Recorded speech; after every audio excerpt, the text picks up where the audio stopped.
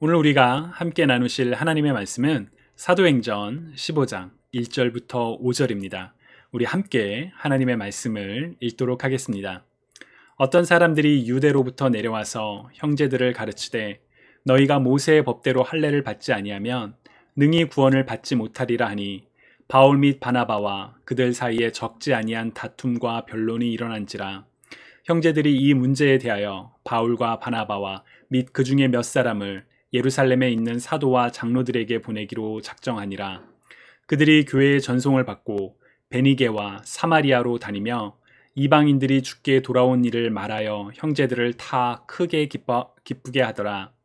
예루살렘에 이르러 교회와 사도와 장로들에게 영접을 받고 하나님이 자기들과 함께 계셔 행하신 모든 일을 말하매 바리새파 중에 어떤 믿는 사람들이 일어나 말하되 이방인에게 할례를 행하고 모세의 율법을 지키라 명하는 것이 마땅하다 하니라. 주님의 말씀입니다. 하나님 감사합니다. 아멘. 얼마 전에 미국에서 마스크 논쟁이 다시 일어나고 있다라는 기사를 읽었습니다. 여러분도 혹시 보셨나요? 마스크를 쓰는 것과 관련하여 논쟁이 없었던 한국 사회와 달리 미국 사회는 팬데믹 초기부터 마스크를 쓰느냐 아니면 쓰지 않느냐를 두고 참 많은 논쟁이 있었습니다. 미국 문화에서 마스크를 쓰는 것은 아주 심각한 병을 앓고 있거나 아니면 무언가 불순한 목적이 있어서 얼굴을 가리는 범죄자라는 그런 인식이 있다 보니 마스크를 사람들이 잘 쓰지 않는 경향이 이제 미국 문화에 있었습니다. 게다가 마스크의 불편함으로 인해서 마스크를 쓰는 것이 개인의 자유를 억압하는 것이라고 생각하고 심지어 마스크를 쓰면 특정 정치적인 입장과 같은 것이다 라는 그런 일까지 일어나서 마스크를 쓰는 것과 관련하여 참 큰 논쟁이 있었습니다. 결국 많은 보건 전문가들은 팬데믹 초기부터 모두 마스크를 착용했으면 코로나 확산을 막을 수 있었을 것이라며 아쉬움을 남기기도 했죠. 그런데 이번에 논란이 된 마스크 논쟁은 마스크를 벗는 것과 관련된 논쟁입니다. 얼마 전 CDC에서는 미국의 백신 접종자가 늘어나면서 이제 백신 접종이 완료된 사람은 야외에서 진행되는 소규모 모임에서 마스크를 쓰지 않아도 된다라는 새로운 가이드라인을 발표했습니다. 그런데 이제 미국 바이든 대통령이 야외에서 그런 이제 발표를 듣고 난 뒤에도 마스크를 쓰고 나타난 것을 두고 이제 공화당에서 CDC 지침을 위반했다라고 비난을 하면서 이제 이로 인해서 언제 마스크를 벗을 것이냐라는 그런 또 다른 논쟁이 일어나고 있습니다. 저는 이러한 논쟁을 보면서 본질과 비본질의 문제가 떠올랐습니다. 마스크를 쓰는 본질적인 이유는 무엇일까요? 우리가 코로나 팬데믹 시대에 마스크를 쓰는 본질적인 이유는 바이러스로부터 개인의 안전은 물론 다른 사람의 안전을 지키기 위해서, 다시 말하면 생명을 지키기 위해서이죠. 그러나 일부 사람들은 팬데믹 시기 마스크의 본질보다 기존에 익숙했던 인식들 혹은 개인의 자유 혹은 정치적인 입장 등 비본질적인 부분에 초점을 맞추었고 그로 인해 마스크 논쟁이 일어났다고 생각합니다.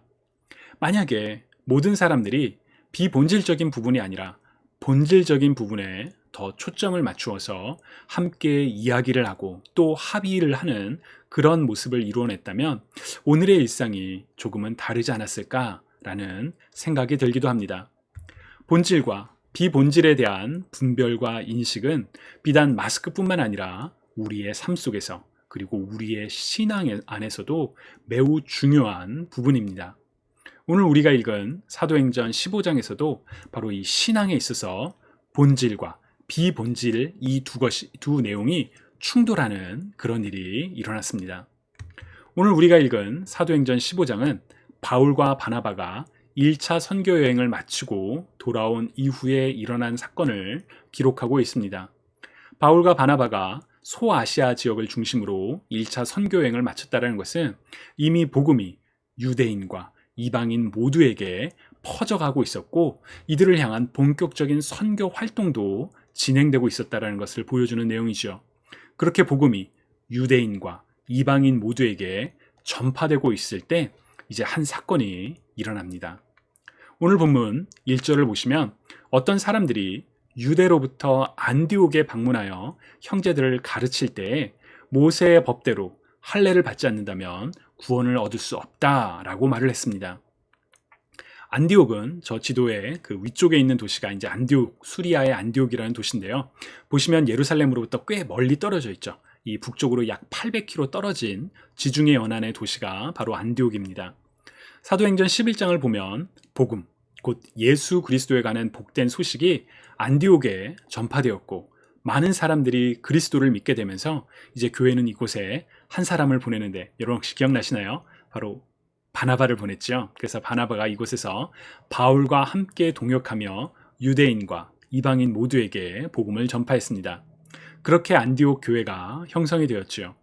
하나님의 말씀을 배워가며 교회의 공동체를 이루어가던 이제 그때에 유대로부터 몇몇 사람들이 와서 사람들에게 이렇게 말을 합니다. 당신들이 모세의 법대로 할례를 받지 않으면 구원을 얻을 수 없습니다. 라고 이야기를 하죠.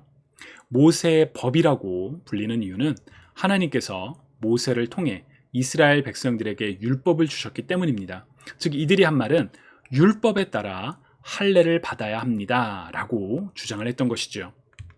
할례는 남성 성기의 포피 끝을 잘라내는 것으로 사실 고대 근동 지역에서 이미 여러 가지 목적으로 행해지던 그런 오래된 관습입니다. 그러나 창세기 17장을 보시면 하나님께서 아브라함과 언약을 맺으시면서 언약의 표징으로서, 언약의 이 상징으로서 모든 남성은 태어난 지 8일 만에 할례를 받아라 라고 말씀을 하십니다. 특히나 13절을 보시면 할례를 통해 하나님의 언약이 사람의 몸에 영원한 언약으로 새겨질 것이라고 말씀하셨습니다. 그렇기 때문에 이스라엘 사람들에게, 아니 하나님과 언약을 맺은 사람들에게 할례는 매우 중요한 약속의 증표였지요. 또한 유대인들은 이방인들과의 구분의 증표로 이 할례를 언급하기도 합니다. 예를 들어 사도행전 11장을 보시면 베드로가 하나님의 말씀을 따라 이방인 고넬료의 집을 방문하여 함께 지내며 복음을 전한 일에 대해서 유대인들이 이렇게 비판을 하죠.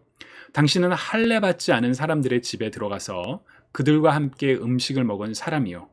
이 말은 무슨 말이냐면 우리는 할례 받은 사람들인데 할례 받지 않은 사람들과 어울린 당신은 부정합니다. 잘못했습니다. 라는 그런 얘기죠.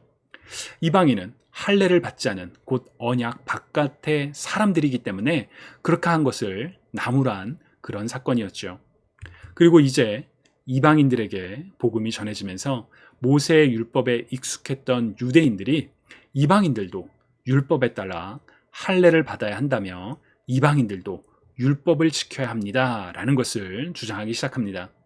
이어지는 2절을 보시면 이로 인해 사람들 사이에 큰 논쟁이 일어났고 이 문제를 해결하기 위해 예루살렘으로 사람을 보내어 논의하기로 합니다. 그래서 이제 사도들과 장로들이 예루살렘에 함께 모여 회의를, 이제 예루살렘 카운슬을 열리게 되죠. 5절을 보시면 바리새파 중에 어떤 믿는 사람들이 이방인에게 할례를 행하고 모세의 율법을 지키라 명하는 것이 마땅하다라고 그런 주장을 펼칩니다. 여러분, 바리새인들이 누군가요? 바리새인들은 모세의 율법을 엄격히 지키는 사람들이었습니다. 그런데 이들은 예수님 당시에 율법의 외형, 곧 비본질적인 부분을 율법의 정신, 곧 본질보다 더 강조함으로써 율법의 본질은 잊어버리고 비본질적인 부분만을 강조함으로써 예수님으로부터 외식하는 자들이라는 비난을 받기도 했었죠. 율법을 강조했던 바리새인들 중에 이제 그리스도를 구주로 고백하며 믿게 된 사람들이 이제 이방인들도 율법을 지키는 것이 마땅하다, 할례를 받아야 한다라고 주장을 했던 것이죠. 우리는 이미 구원을 받기 위해 할례를 받을 필요가 없다는 것을 잘 알고 있습니다. 그래서 바리새파 혹은 일부 유대인들이 주장하는 내용이 당연히 말도 안 되는 것처럼 받아들이는 것이 우리에겐 좀 당연하죠. 그러나 당시의 관점에서 보면 이들의 주장은 상당히 일리 있는 주장이었습니다. 왜냐하면 예수 그리스도께서 오시기 전까지 이들은 율법을 통해 하나님 앞에서 의로운 삶을 살아갈 수 있었다고 믿었기 때문에 하나님을 믿는 사람으로서 율법을 따르는 것은 당연한 것처럼 보일 수 있었기 때문입니다. 그래서 이방인들이 하나님을 믿게 되었다면 그들도 율법을 따르는 것이 마땅하다, 율법을 지켜야 한다라고 주장을 했던 것이죠. 저는 익숙한 것을 따르고자 하는 것, 어떻게 보면 인간의 본능이 아닐까라는 생각을 합니다. 여러분 혹시 교회 건물이나 아니면 다른 곳에 이렇게 가실 때 늘 같은 자리에 앉게 되는 경향이 있지 않으신가요? 처음에는 왜 저 자리에 앉는 그런 이유가 있지만 나중에는 그냥 익숙해져서 혹은 습관처럼 자연스럽게 그렇게 앉게 되는 경험 없으셨나요? 또 예를 들어 미국의 한인 교회들 중에서는 미국 교단에 속해 있다 할지라도 미국 교단의 헌법이 아니라 한국 교회의 익숙한 문화를 따르는 경향들도 있죠. 이와 비슷하게 당시 유대인들 중에 일부는 예수 그리스도를 믿게 되었지만 자신들이 익숙했던 기존의 종교적 관습을 그대로 따라하는 경향이 이들에게도 있었고, 또 그것이 마땅하다라고 생각하며 이제 이들이 이방인들도 유대인들의 율법을 따라야 한다, 할례를 받아야 한다라고 주장을 하기 시작했습니다. 이러한 주장에 대해 베드로는 매우 분명하게 말합니다. 우리 사도행전 15장 8절부터 11절 세번역 성경으로 우리 소리내서 같이 한번 읽어볼까요? 그리고 사람의 마음속을 아시는 하나님께서는 우리에게 주신 것과 같이 그들에게도 성령을 주셔서 그들을 인정해 주셨습니다.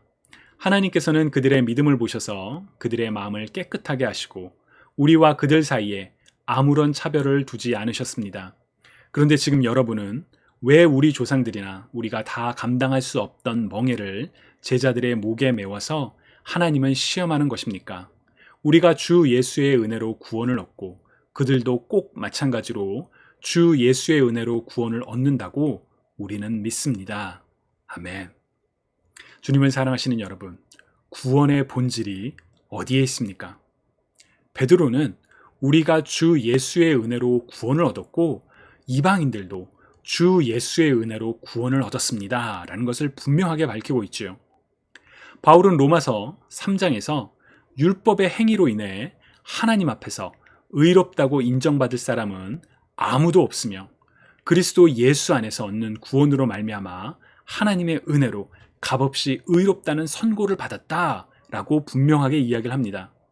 즉 구원은 우리의 행위에 달린 것이 아니라 하나님의 아들 예수 그리스도를 믿는 믿음으로 말미암아 주어지는 하나님의 선물, 곧 은혜라는 것이지요. 바로 이것이 구원의 본질입니다. 우리의 행위에 있는 것이 아니라 하나님의 아들 예수 그리스도의 십자가 대속을 통해서 바로 그 예수 그리스도를 믿는 믿음으로 구원이 우리에게 주어졌습니다. 그러나 안타깝지만 오늘날에도 비슷한 주장을 하는 사람들이 있습니다. 구원받기 위해서 예수 그리스도를 믿는 믿음만으로는 충분하지 않다. 특정한 행동들을 해야지만 구원을 받는다라고 주장하는 사람들이 있죠. 이들의 주장은 초대교회 당시 이방인들도 할례를 받고 율법을 따라야 한다라고 주장하는 사람들과 사실 같은 맥락입니다. 예수 그리스도를 믿는 믿음으로는 충분하지 않고 행위가 필요하다라고 말하고 있기 때문입니다. 그리고 사실 이러한 주장은 구원이 하나님의 선물이 아니라 인간의 행위로 얻어지는 것이라고 사람들로 하여금 오해하게 만들기도 합니다. 주님이 사랑하시는 여러분, 구원은 전적으로 하나님의 은혜로 자격 없는 자들에게 주어진 하나님의 선물입니다. 하나님의 아들 예수 그리스도가 인간의 몸으로 이 땅에 오셨고 죄가 없으신 그리스도가 죄인들을 대신하여 십자가에 달려 죽으심으로 단번에 그리고 영원히 죄인들의 죄값, 곧 죽음을 대신 지불하셨습니다. 곧 구원을 완성하셨습니다. 구원에 있어서 우리가 해야 하는 것이 있다면 바로 예수 그리스도께서 행하신 일을 믿는 것입니다. 하나님께서는 우리의 행위가 아니라 그리스도의 의로 말미암아 우리를 의롭다고 이미 선언하셨습니다. 그렇다면 믿기만 하고 아무런 일도 안 해도 되나요? 예수 그리스도를 믿는다고 말하고 세상에서 온갖 더럽고 나쁘고 그런 죄악을 범해도 아무런 상관이 없는 걸까요? 당연히 그렇지 않지요. 야고보서 2장에서 사람이 믿음이 있다고 하면서 행함이 없다면 그 믿음은 죽은 것이다 라고 분명하게 기록되어 있습니다. 즉 우리가 진짜 예수 그리스도를 믿는다면, 즉 우리의 믿음이 참된 믿음이라면 우리는 말로만, 우리의 입술로만 믿는 것이 아니라 우리의 삶을 통해서 믿음이 드러난다는 것이지요. 하나님을 믿는다고 말하지만 하나님을 사랑하지 않는다면 그 믿음이 진짜 믿음일까요? 예수 그리스도를 믿는다라고 말하지만 예수 그리스도가 행하신 말씀대로 살아가지 않는다면 그 믿음이 진짜 믿음일까요? 그런 점에서 우리의 믿음은 행동으로 드러납니다. 다만 우리는 우선순위를 혼동해서는 안 됩니다. 우리는 행함을 강조하기보다는 우리의 믿음이 참된 믿음인지를 더 주목해야 합니다. 또한 비본질보다 본질을 더 명확하게 바라볼 필요가 있습니다. 과거에 익숙했던 일이기에 원래 그렇게 해왔기 때문에 계속 반복하기보다는 왜 이런 일들을 과거에 했는지를 그 목적을 분명히 인식하고 오늘날에도 그 일들을 반복하는 것이 여전히 필요한지 아니면 본질을 추구하기 위해서 방식을 이제는 바꿔야 하는지 우리는 분별할 수 있어야 합니다. 그리스도로 말미암아 우리의 죄가 정결케 되었는데 여전히 율법을 따라 속죄제를 지내야 한다라고 말할 수는 없는 것이죠. 또한 예수 그리스도를 믿는 믿음으로 구원을 받게 되었는데 이전에 이런 일들을 해왔으니 자 이제 이방인들도 할례를 받고 율법도 지키게 하자라고 말한다면 본질을 망각한 채 비본질적인 것들에 집중하는 것일 뿐만 아니라 비본질적인 것들을 주목함으로써 본질을 약하게 만드는 잘못된 신앙의 모습이라고 할 수 있습니다. 주님이 사랑하시는 여러분, 매일의 삶 속에서 신앙의 본질을 따라 살아가실 수 있기를 축복합니다. 구원은 우리의 행위에 있지 않고 오직 하나님께서 그리스도를 믿는 자들에게 주신 선물입니다. 그리스도를 믿는 우리는 하나님의 선물, 곧 은혜를 받은 하나님의 자녀로서 믿음을 따라 살아가야 하는 것이지요. 우리의 행위가 우리의 구원을 완성하는 것이 아니라 구원받은 우리가 믿음대로 살아감으로 인해 하나님께서 기뻐하시는 거룩한 삶을 살아가는 것입니다. 여러분, 이 순서를 기억하시기 바랍니다. 우리의 행위로 구원이 완성되는 것이 아니라 하나님의 은혜로 이미 구원받은 우리가 믿음대로 살아감으로 인해 하나님께서 기뻐하시는 거룩한 삶을 살아가는 것입니다. 다만 우리는 연약하기에 하나님을 믿는다라고 고백하지만 때로는 여전히 실족할 때가 있죠. 믿음대로 살아가는 것이 아니라 우리의 판단과 생각대로 잘못 살아갈 때도 있죠. 그러나 하나님께서는 그러한 우리의 연약함까지도 다 알고 계십니다. 그렇기 때문에 우리는 넘어진다 할지라도 다시 일어나 믿음대로 살아가는 삶, 곧 성화로 나아가는 삶을 살아야 합니다. 성화의 삶을 살아서 그래서 우리가 구원을 이루는 것이 아니라 이미 구원받은 하나님의 자녀로서 하나님께서 기뻐하시는 거룩한 삶을 살아가는 것이지요. 오늘 우리가 읽은 사도행전 15장에서 사도들과 장로들은 구원의 본질이 믿음에 있으며 행위에 달려있지 않다라는 것을 분명히 했습니다. 그러나 이어지는 내용들, 특히나 바울의 서신서들을 보면 교회는 오랫동안 비본질을 본질보다 더 강조하는 문제로 인해 여러 가지 어려움을 겪었습니다.